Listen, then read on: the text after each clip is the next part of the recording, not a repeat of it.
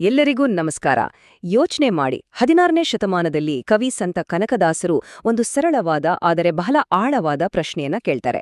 ನಮ್ಮನ್ನು ವಿಭಜಿಸುವ ಈ ಸಾಮಾಜಿಕ ಗೆರೆಗಳ ಬಗ್ಗೆ ಒಂದು ಮೂಲಭೂತವಾದ ಪ್ರಶ್ನೆ. ಬನ್ನಿ, ಈ ವಿಶ್ಲೇಷಣೆಯಲ್ಲಿ ಆ ಪ್ರಶ್ನೆ ಏನು ಮತ್ತು ಅದು ಇವತ್ತಿಗೂ ಯಾಕೆ ಅಷ್ಟು ಮುಖ್ಯ ಅನ್ನೋದನ್ನ ನೋಡೋಣ. ನೋಡಿ, ಈ ಹಾಡು ಶುರುವಾಗೋದೇ ಈ ಒಂದು ಅದ್ಭುತವಾದ ಸಾಲಿನಿಂದ.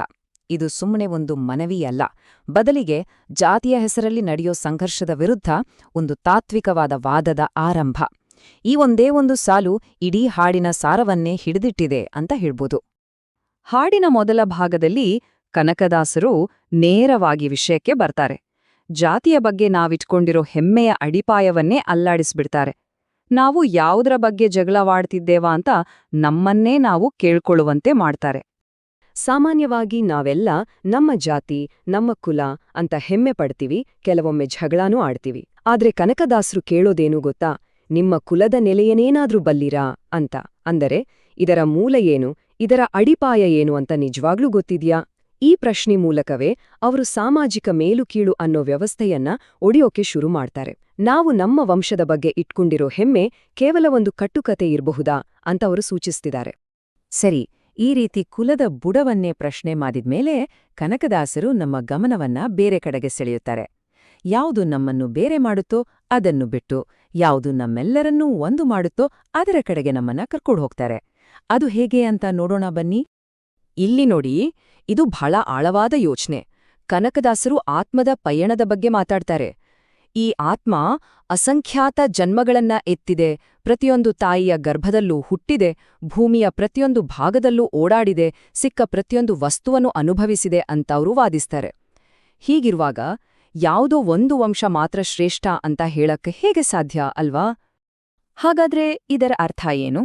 ನಮ್ಮೆಲ್ಲರ ಅನುಭವಗಳು ಒಂದೇ ಆಗಿದ್ರೆ ಒಬ್ಬರು ದೊಡ್ಡವರು ಇನ್ನೊಬ್ಬರು ಚಿಕ್ಕವರು ಅಂತ ಹೇಗೆ ಆಗುತ್ತೆ? ನೋಡಿ, ಈ ಪ್ರಶ್ನೆಯಲ್ಲೇ ಇಡೀ ಸಾಮಾಜಿಕ ಮೇಲು ಕೀಳು ಅನ್ನೋ ಕಲ್ಪನೆಯನ್ನ ಅವರು ಒಡೆದು ಹಾಕ್ತಾರೆ. ಇವೆಲ್ಲ ಕೃತಕವಾದ ವ್ಯತ್ಯಾಸಗಳು ಅಂತ ಹೇಳ್ತಾರೆ. ತಮ್ಮ ವಾದಕ್ಕೆ ಇನ್ನಷ್ಟು ಶಕ್ತಿ ತುಂಬೋಕೆ ಕನಕದಾಸರು ಪ್ರಕೃತಿಯಿಂದ ಒಂದು ಅತ್ಯಂತ ಸುಂದರವಾದ ರೂಪಕ ತರ್ತಾರೆ. ಅದುವೇ ನೀರು. ಇದು ಹೇಗೆ ಜಾತಿಯ ಕಲ್ಪನೆಯನ್ನೇ ಕರಗಿಸಿ ಹಾಕುತ್ತೆ ಅಂತ ನೋಡೋಣ. ಈ ಒಂದು ಸಾಲಿದೆಯಲ್ಲ, ಇದು ಇಡೀ ಹಾಡಿನ ಹೃದಯ ಇದ್ದ ಹಾಗೆ. ಯೋಚನೆ ಮಾಡಿ, ಪ್ರತಿಯೊಂದು ಜೀವ ಹುಟ್ಟಿರೋದು ಒಂದೇ ಮೂಲಭೂತ ಅಂಶವಾದ ನೀರಿನಿಂದ.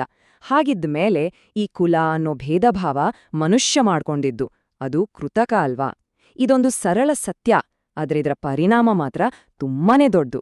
ಮೊದಲು ಎಲ್ಲರಿಗೂ ಒಂದೇ ಮೂಲ ಅಂತ ಹೇಳಿದ ಮೇಲೆ ಈಗ ನಮ್ಮ ಗಮನವನ್ನ ನಮ್ಮ ದೇಹದ ಕಡೆಗೆ ತರ್ತಾರೆ.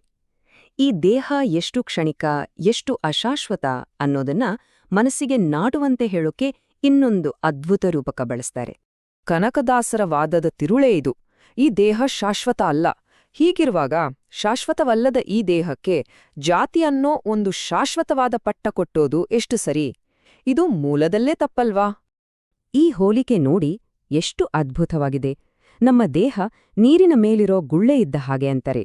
ಎರಡೂ ಕ್ಷಣಿಕ, ಎರಡೂ ಅಸ್ಥಿರ, ಎರಡರ ಮೂಲನೂ ನೀರೇ. ಇಷ್ಟು ಸರಳವಾದ ಹೋಲಿಕೆಯಿಂದ ದೇಹ ಶಾಶ್ವತವಲ್ಲ ಅನ್ನೋ ದೊಡ್ಡ ತತ್ವವನ್ನ ಎಷ್ಟು ಸುಲಭವಾಗಿ ಮನಸ್ಸಿಗೆ ತಲುಪಿಸ್ತಾರೆ ನೋಡಿ. ಸರಿ, ಯಾವುದು ಕುಲ ಅಲ್ಲ ಅಂತ ಇಷ್ಟೆಲ್ಲ ಹೇಳಿದ್ಮೇಲೆ ಹಾಗಾದ್ರೆ ನಿಜವಾದ ಕುಲ ಯಾವುದು? ಇಲ್ಲಿ ಕನಕದಾಸರು ಒಂದು ಪರಿಹಾರ ಕೊಡ್ತಾರೆ.